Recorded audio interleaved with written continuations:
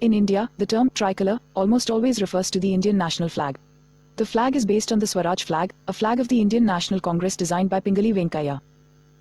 By law, the flag is to be made of khadi, a special type of hand-spun cloth or silk, made popular by Mahatma Gandhi.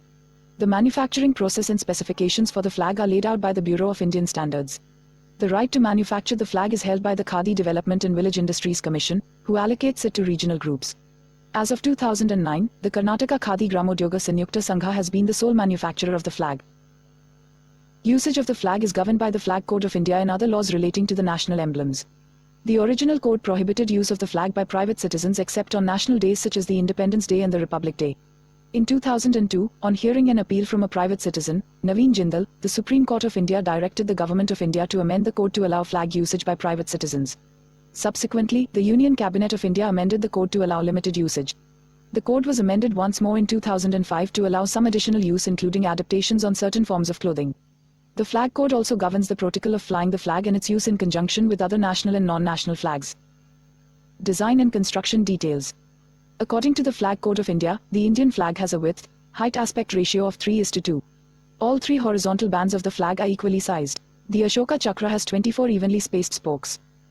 The size of the Ashoka Chakra is not specified in the Flag Code, but in Section 4.3.1 of IS-1, Manufacturing Standards for the Indian Flag, there is a chart that describes specific sizes of the flag and the chakra.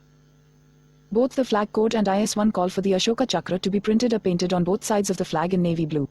Below is the list of specified shades for all colors used on the national flag, with the exception of navy blue, from IS-1, Manufacturing Standards for the Indian Flag, as defined in the 1931 key color specifications with illuminant C. The navy blue color can be found in the standard as 1803 to 1973.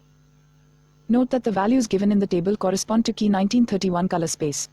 Approximate RGB values for use may be taken to be India saffron #FF9933, white #FFFFFF, India green number 138808, navy blue 00080.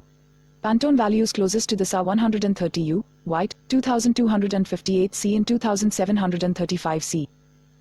Symbolism.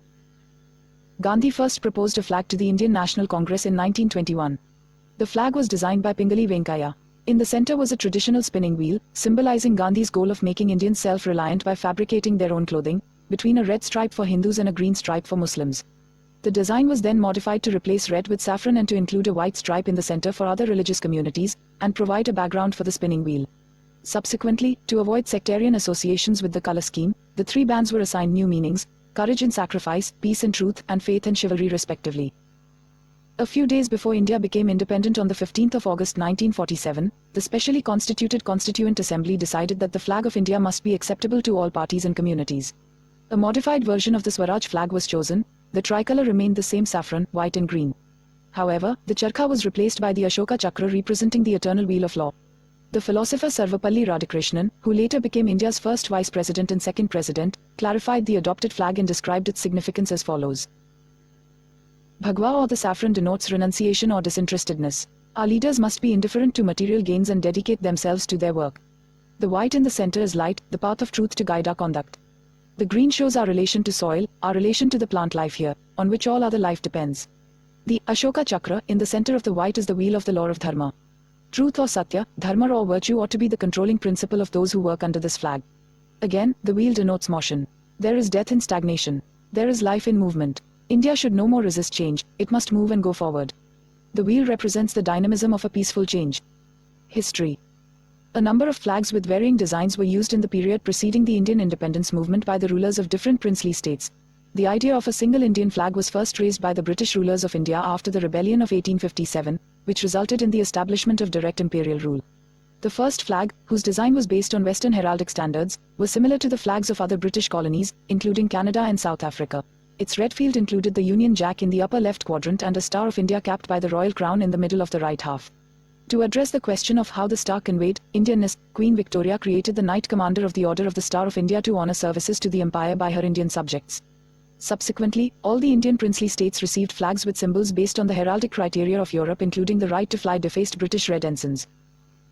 In the early 20th century, around the coronation of Edward VII, a discussion started on the need for a heraldic symbol that was representative of the Indian Empire. William Coldstream, a British member of the Indian Civil Service, campaigned the government to change the heraldic symbol from a star, which he considered to be a common choice, to something more appropriate. His proposal was not well received by the government. Lord Curzon rejected it for practical reasons, including the multiplication of flags. Around this time, nationalist opinion within the realm was leading to a representation through religious tradition. The symbols that were in vogue included the Ganesha, advocated by Bal Gangadhar Tilak, and Kali, advocated by Aurobindo Ghosh and Bankim Chandra Chattopadhyay. Another symbol was the cow, or Gaumata. However, all these symbols were Hindu-centric and did not suggest unity with India's Muslim population. The partition of Bengal resulted in the introduction of a new flag representing the Indian independence movement that sought to unite the multitude of castes and races within the country. The Vande Mataram flag, part of the nationalist Swadeshi movement, comprised Indian religious symbols represented in Western heraldic fashion. The tricolour flag included 8 white lotuses on the upper green band representing the 8 provinces, a sun and a crescent on the bottom red band, and the Vande Mataram slogan in Hindi on the central yellow band. The flag was launched in Calcutta bereft of any ceremony, and the launch was only briefly covered by newspapers. The flag was not covered in contemporary governmental or political reports either, but was used at the annual session of the Indian National Congress. A slightly modified version was subsequently used by Madame Bhikaji Cama at the Second International Socialist Congress in Stuttgart in 1907. Despite the multiple uses of the flag, it failed to generate enthusiasm amongst Indian nationalists. Around the same time, another proposal for the flag was initiated by Sister Nivedita, a Hindu reformist and disciple of Swami Vivekanand. The flag consisted of a thunderbolt in the center and 108 oil lamps for the border, with the Vande Mataram caption split around the thunderbolt. It was also presented at the Indian National Congress meeting in 1906. Soon, many other proposals were initiated, but none of them gained attention from the nationalist movement. In 1909, Lord Ampthull, former governor of the Madras Presidency, wrote to the Times of London in the run-up to Empire Day pointing out that there existed no flag representative of India as a whole or any Indian province. Surely this is strange, seeing that but for India there would be no empire. In 1916, Pingali Venkaiah submitted 30 new designs, in the form of a booklet funded by members of the High Court of Madras. These many proposals and recommendations did little more than keep the flag movement alive. The same year, Annie Besant and Bal Gangadhar Tilak adopted a new flag as part of the Home Rule movement. The flag included the Union Jack in the upper left corner, a star and crescent in the upper right, and 7 stars displayed diagonally from the lower right, on a background of 5 red and 4 green alternating bands. The flag resulted in the first governmental initiative against any nationalistic flag, as a magistrate in Coimbatore banned its use. The ban was followed by a public debate on the function and importance of a national flag. In the early 1920s, national flag discussions gained prominence across most British dominions following the peace treaty between Britain and Ireland. In November 1920, the Indian delegation to the League of Nations wanted to use an Indian flag, and this prompted the British Indian government to place renewed emphasis on the flag as a national symbol. In April 1921, Mohandas Karamchand Gandhi wrote in his journal Young India about the need for an Indian flag, proposing a flag with the charkha or spinning wheel at the center. The idea of the spinning wheel was put forth by Lala Hansraj, and Gandhi commissioned Pingali Venkaiah to design a flag with the spinning wheel on a red and green banner, the red color signifying Hindus and the green standing for Muslims. Gandhi wanted the flag to be presented at the Congress session of 1921, but it was not delivered on time, and another flag was proposed at the session. Gandhi later wrote that the delay was fortuitous since it allowed him to realize that other religions were not represented. He then added white to the banner colors to represent all the other religions. Finally, owing to the religious political sensibilities, in 1929, Gandhi moved towards a more secular interpretation of the flag colors, stating that red stood for the sacrifices of the people, white for purity, and green for hope. On the 13th of April 1923, during a procession by local Congress volunteers in Nagpur commemorating the Jallianwala Bagh massacre, the Swaraj flag with the spinning wheel, designed by Pingali Venkaiah, was hoisted. This event resulted in a confrontation between the congressmen and the police, after which 5 people were imprisoned. Over 100 other protesters continued the flag procession after a meeting. Subsequently, on the 1st of May, Jamnalal Bajaj, the secretary of the Nagpur Congress Committee, started the flag satyagraha, gaining national attention and marking a significant point in the flag movement. The satyagraha, promoted nationally by the Congress, started creating cracks within the organization in which the Gandhians were highly enthused while the other group, the Swarajists, called it inconsequential.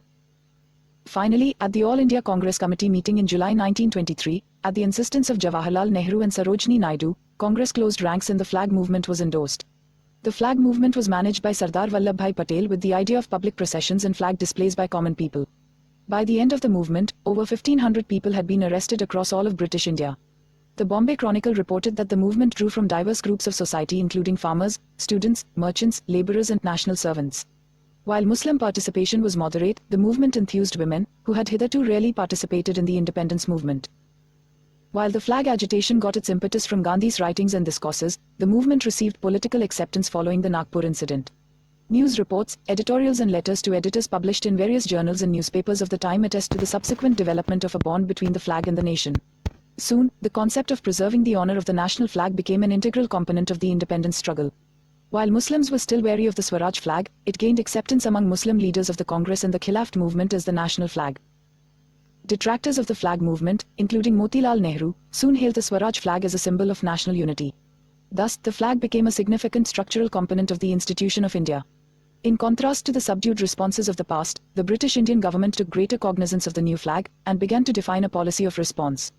The British Parliament discussed public use of the flag, and based on directives from London, the British Indian government threatened to withdraw funds from municipalities and local governments that did not prevent the display of the Swaraj flag. The Swaraj flag became the official flag of Congress at the 1931 meeting. However, by then, the flag had already become the symbol of the independence movement. A few days before India gained its independence in August 1947, the Constituent Assembly was formed. To select a flag for independent India, on the 23rd of June 1947, the Assembly set up an ad hoc committee headed by Rajendra Prasad and including Maulana Abul Kalam Azad, Sarojini Naidu, C. Rajagopalachari, K. M. Munshi and B. R. Ambedkar as its members. On the 14th of July 1947, the committee recommended that the flag of the Indian National Congress be adopted as the national flag of India with suitable modifications, so as to make it acceptable to all parties and communities. It was also resolved that the flag should not have any communal undertones. The spinning wheel of the Congress flag was replaced by the chakra from the lion capital of Ashoka. According to Sarvapalli Radhakrishnan, the chakra was chosen as it was representative of dharma and law. However, Jawaharlal Nehru explained that the change was more practical in nature, as unlike the flag with the spinning wheel, this design would appear symmetrical. Gandhi was not very pleased by the change, but eventually came around to accepting it. The flag was proposed by Nehru at the Constituent Assembly on the 22nd of July 1947 as a horizontal tricolour of deep saffron, white and dark green in equal proportions, with the Ashoka wheel in blue in the centre of the white band. Nehru also presented two flags, one in khadi silk and the other in khadi cotton, to the Assembly. The resolution was approved unanimously. It served as the national flag of the Dominion of India between the 15th of August 1947 and the 26th of January 1950, and has served as the flag of the Republic of India since then. Manufacturing process. The design and manufacturing process for the national flag is regulated by 3 documents issued by the Bureau of Indian Standards. All of the flags are made out of khadi cloth of silk or cotton. The standards were created in 1968 and were updated in 2008. 9 standard sizes of the flag are specified by law. In 1951, after India became a republic, the Indian Standards Institute brought out the first official specifications for the flag. These were revised in 1964 to conform to the metric system which was adopted in India. The specifications were further amended on the 17th of August 1968. The specifications cover all the essential requirements of the manufacture of the Indian flag including sizes, dye color, chromatic values, brightness, thread count and hem cordage. The guidelines are covered under civil and criminal laws and defects in the manufacturing process can result in punishments that include fines or jail terms. Khadi or handspun cloth is the only material allowed to be used for the flag, and flying a flag made of any other material is punishable by law with imprisonment up to 3 years, besides a fine. Raw materials for khadi are restricted to cotton, silk and wool. There are 2 kinds of khadi used. The first is the khadi bunting which makes up the body of the flag, and the second is the khadi duck, which is a beige-colored cloth that holds the flag to the pole. The khadi duck is an unconventional type of weave that meshes 3 threads into a weave, compared to the 2 threads used in conventional weaving. This type of weaving is extremely rare, and there are fewer than 20 weavers in India professing this skill. The guidelines also state that there should be exactly 150 threads per square centimeter, 4 threads per stitch, and 1 square foot should weigh exactly 205 grams. The woven khadi is obtained from 2 handloom units in the Dharwad and Bagalkot districts of northern Karnataka. Currently, Karnataka Khadi Gramodyoga Sanyukta Sangha based in Hubli is the only licensed flag production and supply unit in India. Permission for setting up flag manufacturing units in India is allotted by the Khadi Development and Village Industries Commission, though the BIS has the power to cancel the licenses of units that flout guidelines. The hand-woven khadi for the national flag was initially manufactured at Garaj, a small village in the Dharwad district. A center was established at Garaj in 1954 by a few freedom fighters under the banner of Dharwad Taluk Kshetriya Seva Sangh and obtained the center's license to make flags. Once woven, the material is sent to the BIS laboratories for testing. After quality testing, the material, if approved, is returned to the factory. It is then separated into 3 lots which are dyed saffron, white and green. The Ashoka chakra is screen printed, stenciled or suitably embroidered onto each side of the white cloth. Care also has to be taken that the chakra is completely visible and synchronized on both sides. 3 pieces of the required dimension, 1 of each color, are then stitched together according to specifications and the final product is ironed and packed. The BIS then checks the colors and only then can the flag be sold. Protocol. Display and usage of the flag is governed by the Flag Code of India, 2002, the Emblems and Names Act, 1950, and the Prevention of Insults to National Honour Act, 1971. Insults to the national flag, including gross affronts or indignities to it, as well as using it in a manner so as to violate the provisions of the Flag Code, are punishable by law with imprisonment up to 3 years, or a fine, or both. Official regulation states that the flag must never touch the ground or water, or be used as a drapery in any form. The flag may not be intentionally placed upside down, dipped in anything, or hold any objects other than flower petals before unfurling. No sort of lettering may be inscribed on the flag. When out in the open, the flag should always be flown between sunrise and sunset, irrespective of the weather conditions. Prior to 2009, the flag could be flown on a public building at night under special circumstances. Currently, Indian citizens can fly the flag even at night, subject to the restriction that the flag should be hoisted on a tall flagpole and be well illuminated. The flag should never be depicted, displayed or flown upside down. Tradition also states that when draped vertically, the flag should not merely be rotated 90 degrees, but also reversed. 1. Reads a flag like the pages of a book, from top to bottom and from left to right, and after rotation the results should be the same. It is considered insulting to display the flag in a frayed or dirty state, and the same rule applies to the flagpoles and halyards used to hoist the flag, which should always be in a proper state of maintenance. The original Flag Code of India did not allow private citizens to fly the national flag except on national days such as Independence Day or Republic Day. In 2001, Naveen Jindal, an industrialist used to the more egalitarian use of the flag in the United States where he studied, flew the Indian flag on his office building. The flag was confiscated and he was warned of prosecution. Jindal filed a public interest litigation petition in the High Court of Delhi. He sought to strike down the restriction on the use of the flag by private citizens, arguing that hoisting the national flag with due decorum and honor was his right as a citizen, and a way of expressing his love for the country. At the end of the appeals process, the case was heard by the Supreme Court of India. The court ruled in Jindal's favour, asking the Government of India to consider the matter. The Union Cabinet of India then amended the Indian Flag Code with effect from the 26th of January 2002, allowing private citizens to hoist the flag on any day of the year, subject to their safeguarding the dignity, honour and respect of the flag. It is also held that the code was not a statute and restrictions under the code ought to be followed. Also, the right to fly the flag is a qualified right, unlike the absolute rights guaranteed to citizens, and should be interpreted in the context of Article 19 of the Constitution of India. The original Flag Code also forbade use of the flag on uniforms, costumes and other clothing. In July 2005, the Government of India amended the code to allow some forms of usage. The amended code forbids usage in clothing below the waist and on undergarments, and forbids embroidering onto pillowcases, handkerchiefs or other dress material. Disposal of damaged flags is also covered by the Flag Code. Damaged or soiled flags may not be cast aside or disrespectfully destroyed. They have to be destroyed as a whole in private, preferably by burning or by any other method consistent with the dignity of the flag. Display. The rules regarding the correct methods to display the flag state that when two flags are fully spread out horizontally on a wall behind a podium, their hoists should be towards each other with the saffron stripes uppermost. If the flag is displayed on a short flagpole, this should be mounted at an angle to the wall with the flag draped tastefully from it. If two national flags are displayed on crossed staffs, the hoists must be towards each other and the flags must be fully spread out. The flag should never be used as a cloth to cover tables, lecterns, podiums or buildings, or be draped from railings. Whenever the flag is displayed indoors in halls at public meetings or gatherings of any kind, it should always be on the right, as this is the position of authority. So when the flag is displayed next to a speaker in the hall or other meeting place, it must be placed on the speaker's right hand. When it is displayed elsewhere in the hall, it should be to the right of the audience. The flag should be displayed completely spread out with the saffron stripe on top. If hung vertically on the wall behind the podium, the saffron stripe should be to the left of the onlookers facing the flag with the hoist cord at the top. The flag, when carried in a procession or parade or with another flag or flags, should be on the marching right or alone in the center at the front.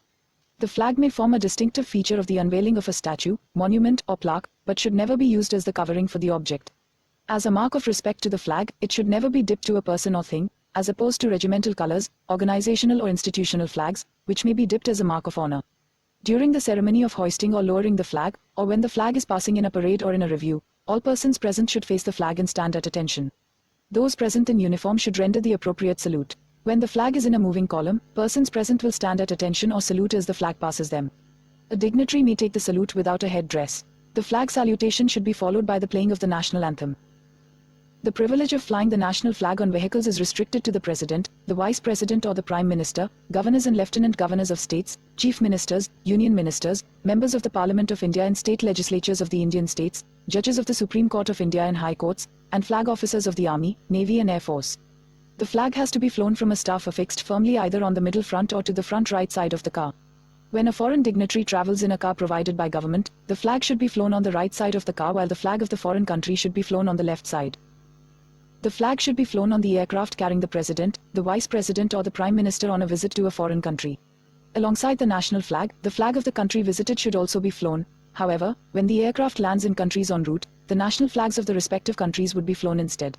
When carrying the president within India, aircraft display the flag on the side the president embarks or disembarks. The flag is similarly flown on trains, but only when the train is stationary or approaching a railway station. When the Indian flag is flown on Indian territory along with other national flags, the general rule is that the Indian flag should be the starting point of all flags. When flags are placed in a straight line, the rightmost flag is the Indian flag, followed by other national flags in alphabetical order. When placed in a circle, the Indian flag is the first point and is followed by other flags alphabetically. In such placement, all other flags should be of approximately the same size with no other flag being larger than the Indian flag. Each national flag should also be flown from its own pole and no flag should be placed higher than another. In addition to being the first flag, the Indian flag may also be placed within the row or circle alphabetically. When placed on crossed poles, the Indian flag should be in front of the other flag and to the right of the other flag. The only exception to the preceding rule is when it is flown along with the flag of the United Nations, which may be placed to the right of the Indian flag. When the Indian flag is displayed with non-national flags, including corporate flags and advertising banners, the rules state that if the flags are on separate staffs, the flag of India should be in the middle, or the furthest left from the viewpoint of the onlookers, or at least one flag's breadth higher than the other flags in the group. Its flagpole must be in front of the other poles in the group, but if they are on the same staff, it must be the uppermost flag. If the flag is carried in procession with other flags, it must be at the head of the marching procession, or if carried with a row of flags in line abreast, it must be carried to the marching right of the procession. Half-mast. The flag should be flown at half-mast as a sign of mourning. The decision to do so lies with the President of India, who also decides the period of such mourning. When the flag is to be flown at half-mast, it must first be raised to the top of the mast and then slowly lowered. Only the Indian flag is flown half-mast, all other flags remain at normal height. The flag is flown half-mast nationwide on the death of the President, Vice President or Prime Minister. It is flown half-mast in New Delhi and the state of origin for the Speaker of the Lok Sabha, Chief Justice of the Supreme Court, and Union Ministers. On deaths of governors, lieutenant governors and chief ministers, the flag is flown at half-mast in the respective states and union territories. The Indian flag cannot be flown at half-mast on Republic Day, Independence Day, Gandhi Jayanti, or state formation anniversaries, except over buildings housing the body of the deceased dignitary. However, even in such cases, the flag must be raised to full mast when the body is moved from the building. Observances of state mourning on the death of foreign dignitaries are governed by special instructions issued from the Ministry of Home Affairs in individual cases. However, in the event of death of either the head of the state or head of the government of a foreign country, the Indian mission accredited to that country may fly the national flag at half-mast. On occasions of state, military, central paramilitary forces funerals, the flag shall be draped over the bier or coffin with the saffron towards the head of the bier or coffin. The flag should not be lowered into the grave or burnt in the pyre.